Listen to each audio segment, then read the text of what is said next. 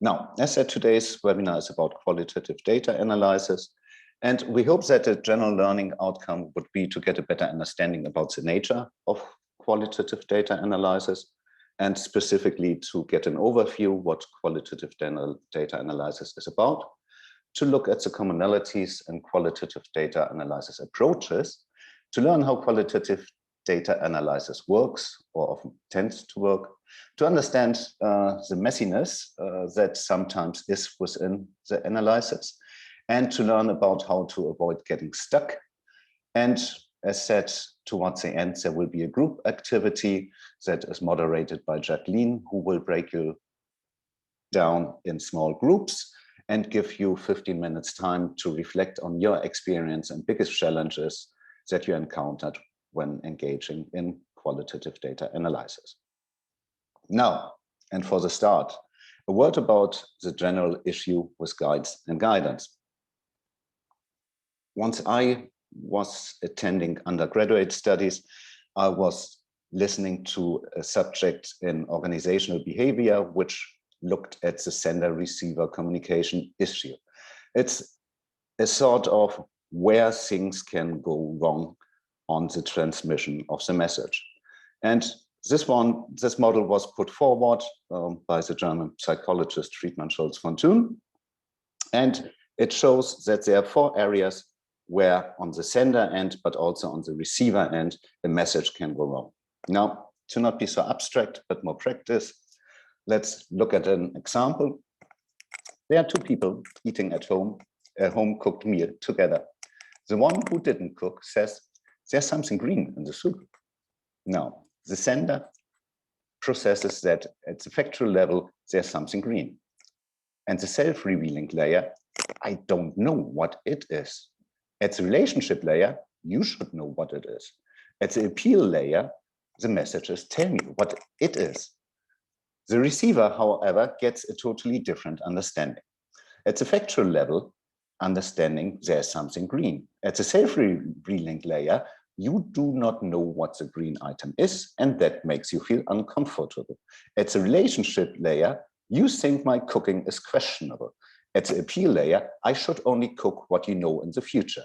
Now the answer is, if you don't like the taste, you can cook it yourself. That's perhaps an unexpected response to the question that was asked. So a message can go very different depending on how it is sent and received. Now, why is this important and what has it to do with qualitative data analysis? Let's start with the latter. I think it's at the very core of what qualitative data collection, analysis, and communication is about. You need to sense out, you need to reveal, you need to listen, you need to look. So there are many sides on where the message can go wrong and where the reception can go wrong. And now to the former, whatever will come out of my mouth today or what I'm putting into the slides, each reader will repeat the information differently. So this more generally means the 4 sides model also should make us aware and to be aware on how we work and engage with guides and guidance, such as the ones that I will provide you today with. So the purpose of the following slides is therefore not to focus on a particular method, but instead to look at the nature of qualitative data analysis and how we engage with it. I think that way too often students appear to struggle because they start over the theory, which is pretty much free of context, and they have no clue about the bigger picture of what qualitative data analysis and working with qualitative data is about. So, and this is what we intend to be looking at today. So what is qualitative data analysis about? First of all, it's non-numerical data in nature, and it consists of audio-video recordings, text captures, transcripts from interviews, observation notes, and digital or hard copy artifacts. In particular, digital artifacts are growing and how we can work with them. And talking about guides and guidances, there's a great deal that is still not in the literature. For example, once I was taking my doctorate, my supervisor told me, you can't do focus groups digital. Well, nowadays that might look different, that perception and the tips that they would give me. Now, what do we do with qualitative data? First of all, we get the data. We collect it and we organize it. Then we analyze it. and we interpret it. We do that because we want to discover things, such as patterns. And then, once we have done that, we derive answers to the research questions that we have posed. Now, deriving answers to questions looks like it would be straightforward. It is, however, not. Perhaps the answer is telling you something you haven't asked before. So therefore, you must check how the question and answer to relate and match. And ultimately, we want to obtain a better problem understanding, which then will form the basis for verifiable conclusions and any actions that we might take. Why to do qualitative data analysis? Well, we want to get an understanding about the research problem. We want to understand, are there direct, indirect relations? What are cause and effects? What are patterns? And so forth. And we want to understand the context in which the problem is occurring. Who is affected? How are they affected and involved, and why, and at which points in time, and what does all of that imply? And thirdly, we want to look if there are any underlying system dimensions, what are the parts of the research problem, and what is the sum of its parts? What's the social context of events, and what are the sorts of actions, and are we dealing with a wicked or a tame problem? And we come to that at a later point on the difference in between wicked and tame problems. Now, generally, one could say there are two main approaches to qualitative data analysis.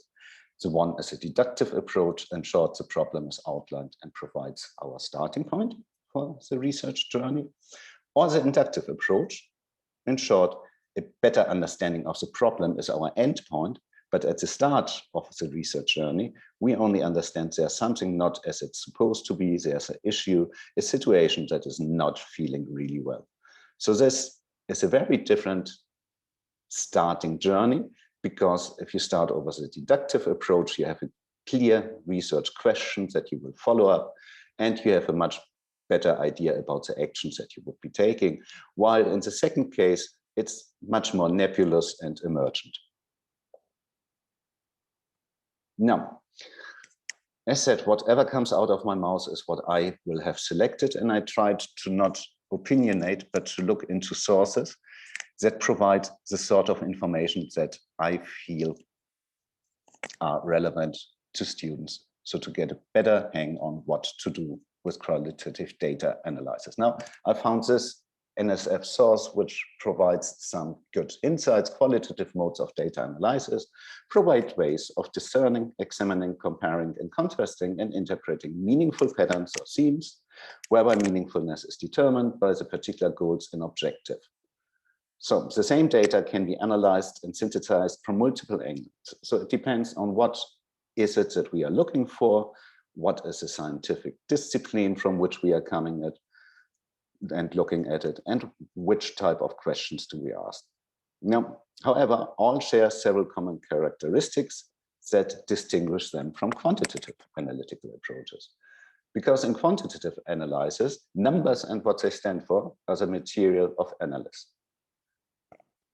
By contrast, qualitative analysis deals in word and is guided by fewer universal rules and standardized procedures than statistical analysis.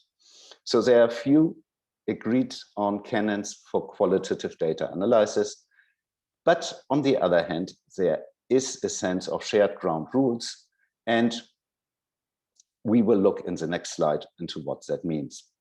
Now, unfortunately, the lack of standardization is a source of versatility and the focus of considerable misunderstanding. Now, the qualitative analyst will not specify uniform procedures to follow in all of the cases. So there is a variety on how things work out. And we will look later into a very practical example. Now, unfortunately, there's a fundamentally mistaken but relatively common idea of qualitative analysis as unsystematic, undisciplined, and purely subjective. And this is double unfortunate, because once students start, they often work rather over opinionating and beliefs, but not over facts and figures.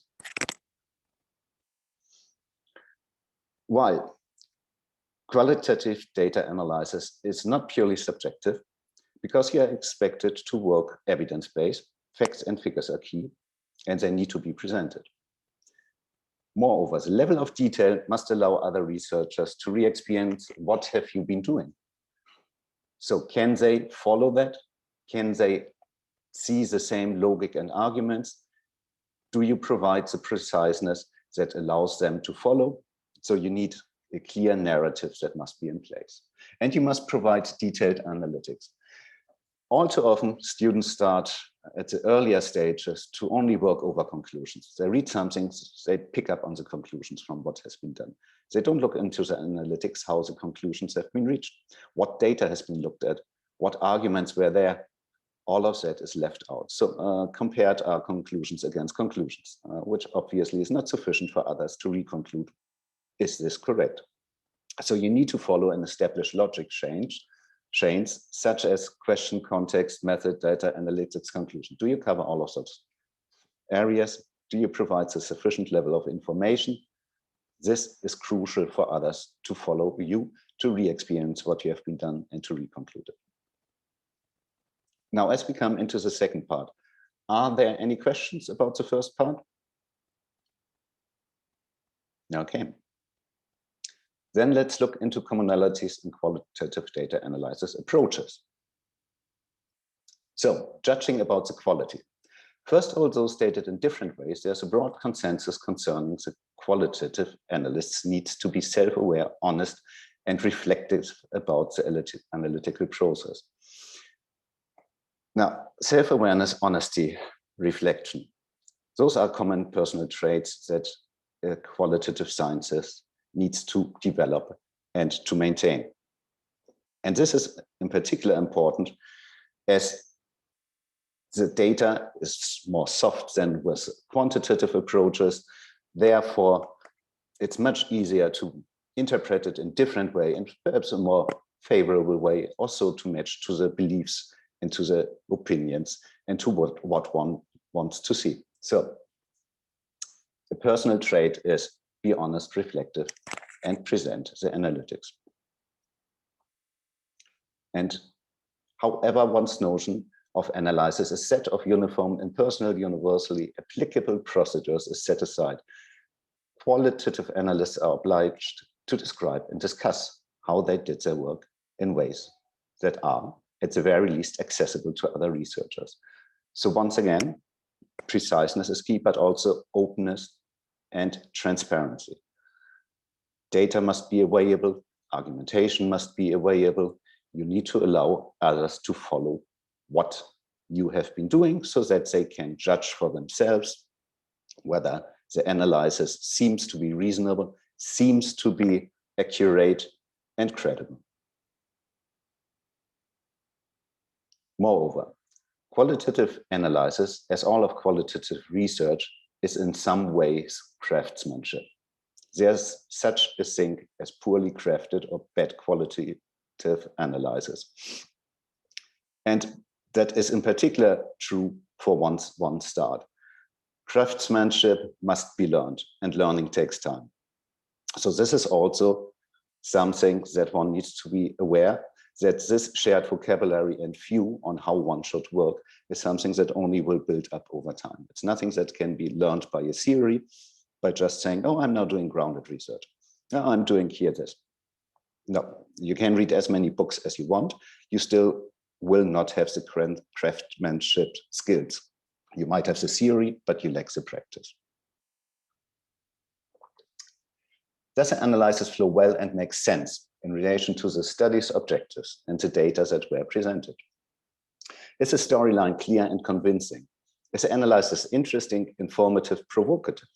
Does the analyst explain how and why she or he drew certain conclusions and on what basis? Now, these are the kind of questions that can and should be asked in judging the quality of qualitative analysis. So everyone who will read your work will make it pass the does it make sense test. If it's not, then it's not up to the standards. So, and this is something that you very well can do for yourself. Does it make sense? Is there an argument? Or am I just presenting from a literature, author A says, author B says, I'm using grounded theory, and now I'm doing this. No storyline, no connection, no reasoning. Then it certainly won't pass this test. Now, another commonality of qualitative data analysis is that we use theoretical and conceptual frameworks. So we build on what exists, so to not needing to reinvent the wheel from scratch again. We use structures that is used to design a study, generate data, and analyze it. That will provide us with borders, which allows us to say what is included and what not, but also to understand what the borders are. It will provide us with basic connection for other research, and therefore we can compare the results generated by our work with others. And this will be a linked set of parts, ideas, which guides the writing and help to create the red thread of argument, the narrative. And potentially, it will be a reusable approach that can be duplicated by others as much as we duplicated what others did. So I think this is something very common to qualitative research. Unfortunately, way too often students already have within the first week or two, oh, I'm doing that and because of that, and I'm asking that question, and I have already my questionnaire developed. Right? No, not so. And there's a consistency in the analysis approach, whatever you do. Or at least in the way it's written up, because it must be written up in a way exactly that allows others to re-experience what you have been doing and to reconclude or to question.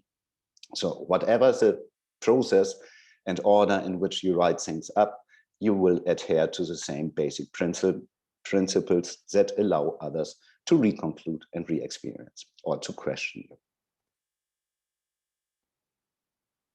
Now, how does qualitative data analysis works? Often attempts to work. When do we analyze qualitative data? Now I found this quote saying the analysis of qualitative research notes begins in the field. At the time of observation, interviewing, or both, as a researcher identifies problems and concepts that appear likely to help in understanding the situation. So what does that imply? As we collect the data, we engage in analytics. We reflect in action on what we are doing at the very moment, and reflection on action. After we have done things, how has it worked? We will relate findings to the literature as we collect them, and subsequently as we reflect on them. And we will develop further and progress. Like the next interview will leverage on the findings from the former interview, and not only on the findings, but also on the experience. What did work out well? What didn't work out well in that situation? What was the literature providing me that I consulted afterwards, and what therefore should be changed? So with this, we build up our knowledge base as we go along, but as the knowledge base builds up, so also matures the way we collect data, the way we interact with stakeholders. So this is a progression. And therefore, data collection is not a one-time off. It's not sending out one survey. And if you are doing so, you might want to question yourself. So we juggle between observation and literature review, and both inform each other, and jointly we progress. Or, as a colleague of mine presented it in a more illustrative way, you might want to start from a not so clear understanding. You build up an early understanding, you expand on it, you recognize things, you find boundaries, and then you use tools, and that change the focus from problem to the nature of solutions as your knowledge emerges and data becomes available. So it's an ongoing process.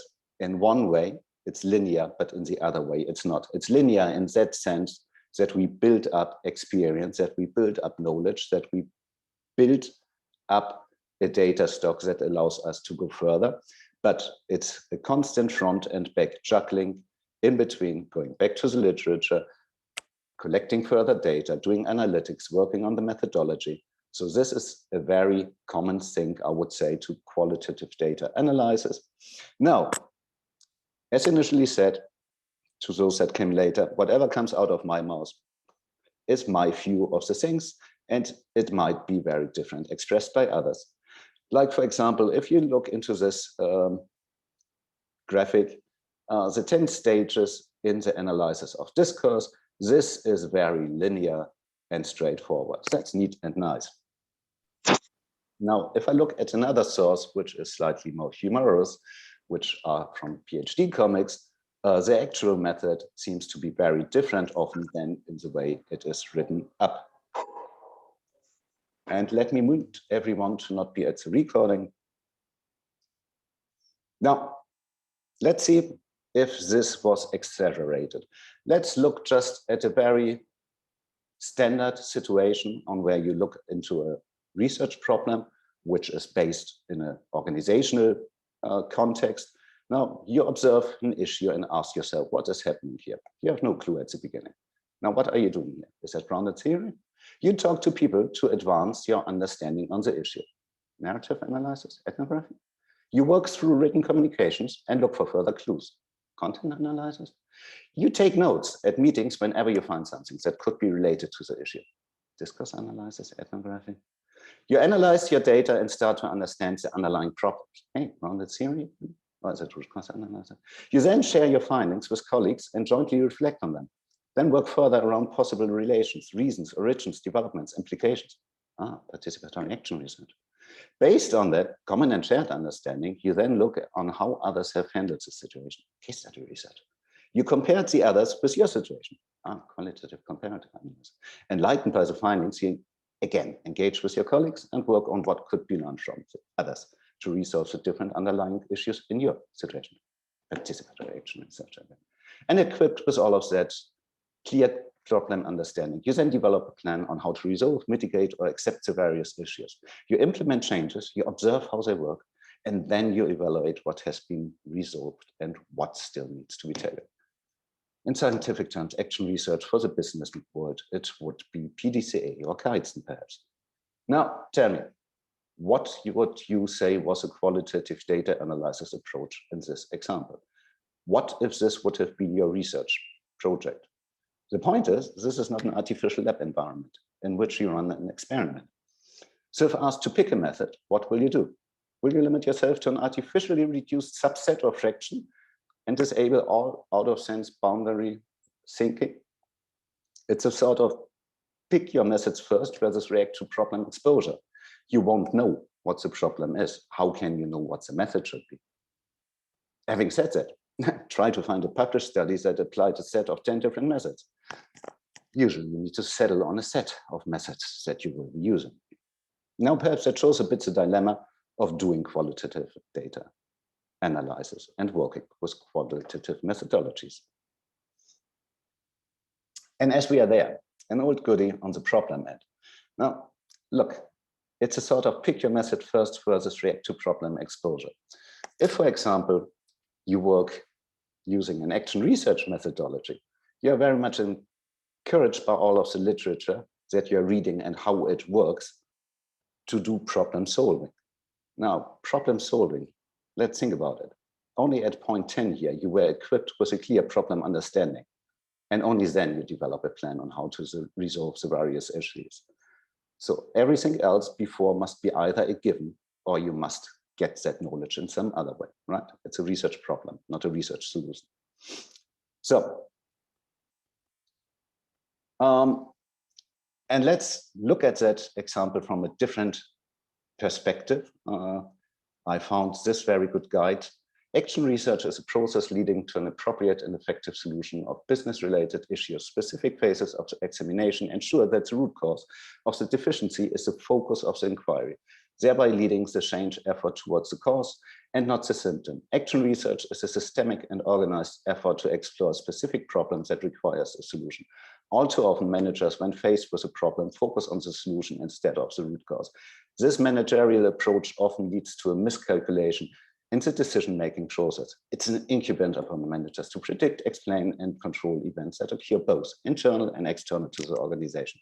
Decisions should be based upon clear objectives and factually substantiated principles and data. An excellent source, I would say. However, my students unfortunately have a different reading lens in most of the times.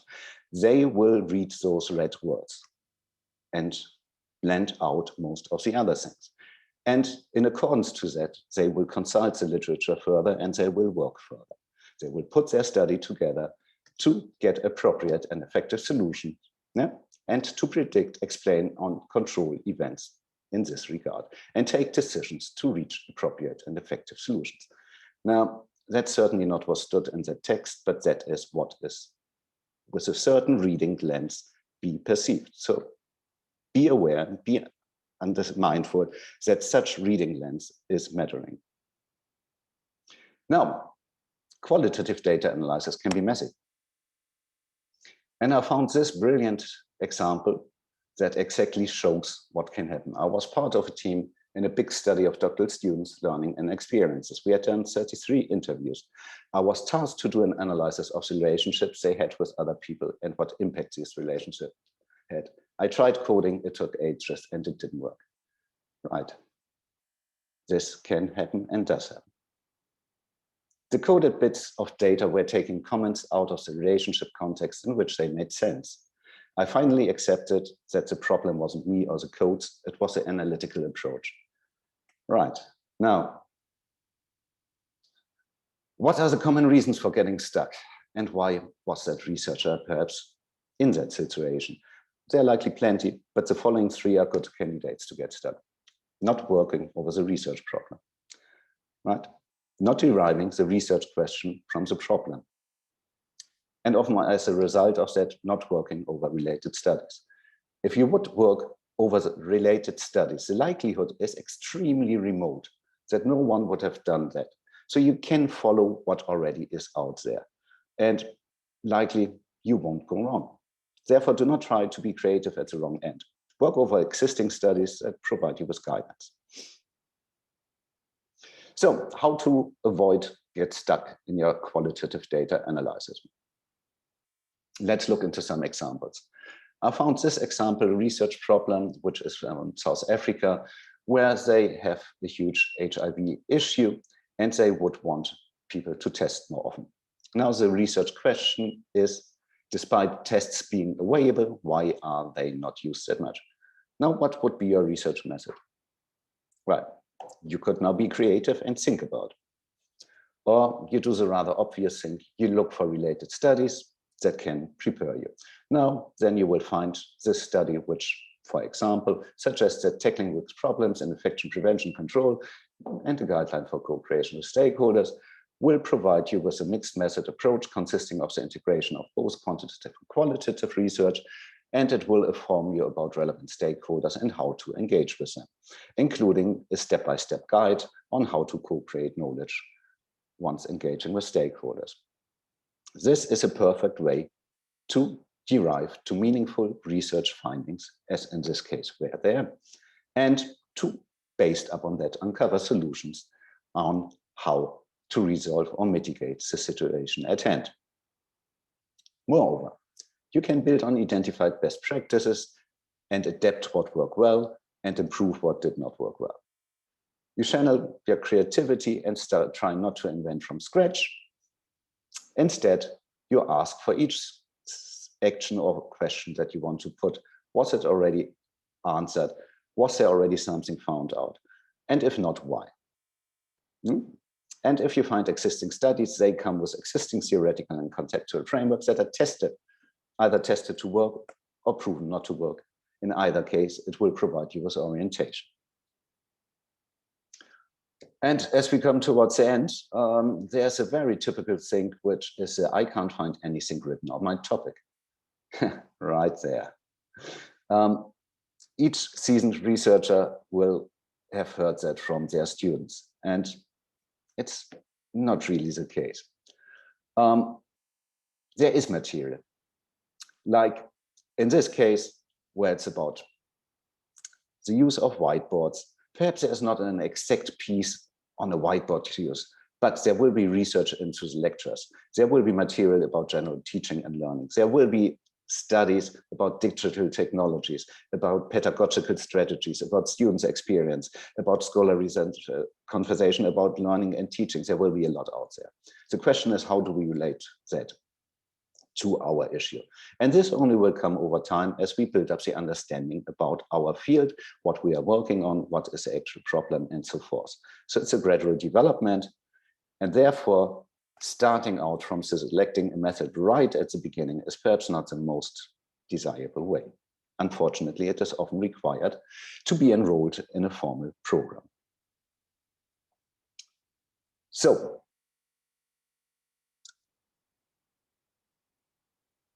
what can we do then?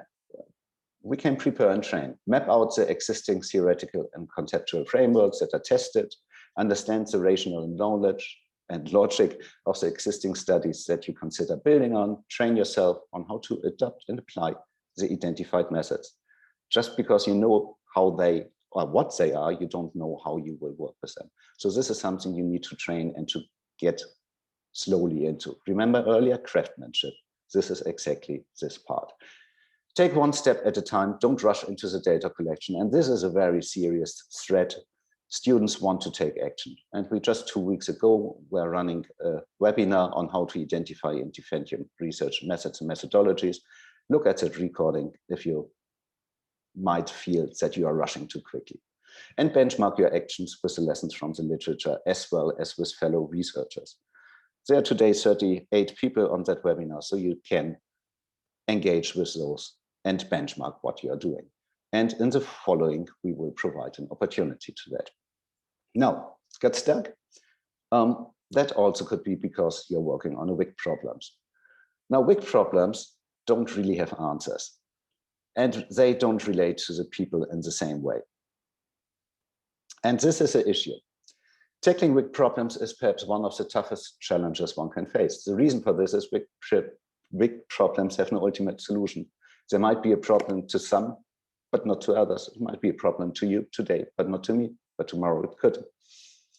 For example, you are unemployed, I'm employed. So unemployment is not a problem to me. As soon as I get unemployed, it might be a problem to me.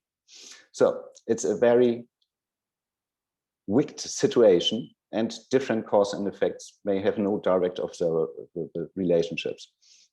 And often once humans are involved, the option that you could face a WIC problem does exist. So take that also into account in the case you get stuck in your research. It might not be because you're doing the wrong work. It's just you didn't understand that it's not a tame problem, but a WIC problem. Now, to those that got stuck or struggled, take a look at our Tackling WIC Problems course and see and understand if the reason for struggling and getting stuck might be in exactly this. Now, as for the benchmarking, we now will stop the recording before we enter into the group discussion opportunity, or if you would have any questions further to me prior to entering the group discussion, let me